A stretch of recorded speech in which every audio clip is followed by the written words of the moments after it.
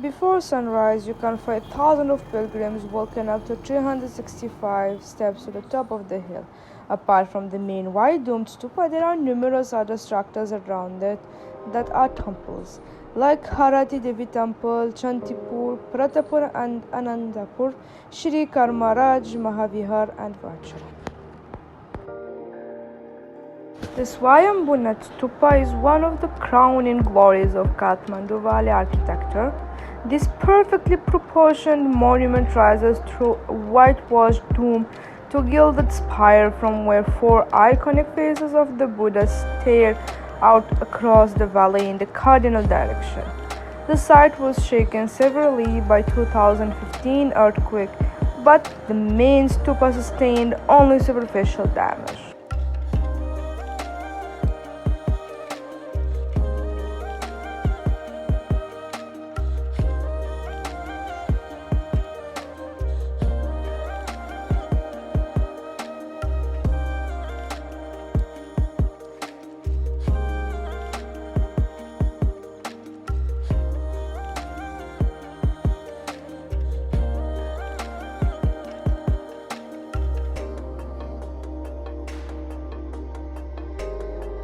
The entire structure of the stupa is deeply symbolic. The white dome represents the earth, while the 13th tiered tower-like structure at the top symbolizes the 13th stage to nirvana.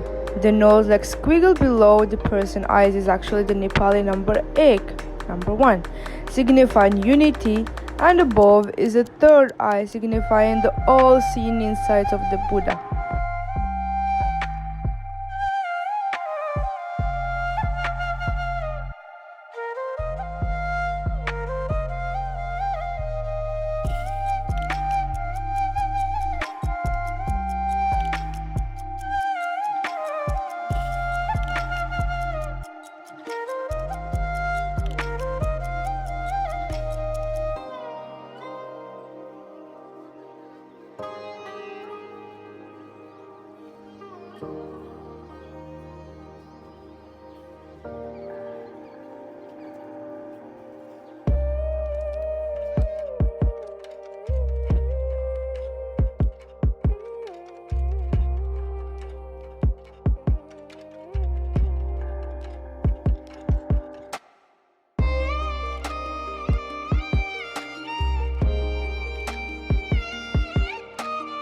And lastly, we have Patan Durbar Square.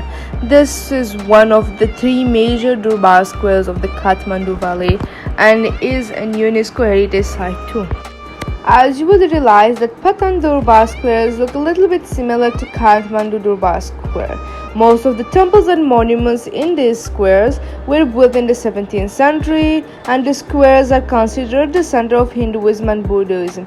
In Patan Durbar Square, it is containing more than 55 temples. The ancient royal palace where the Mala kings once resided is the main attraction of Patan. The complex possesses three main shoks. Shoks means courtyard. The first one is Keshav Narayan Shok and Patan Museum, built in 1734. You will find the Keshav Narayan temple dedicated to Lord Vishnu at the center of the shok. This shok is famous for its stunning gold gate and its two lions, one female and one male, guarding this entrance.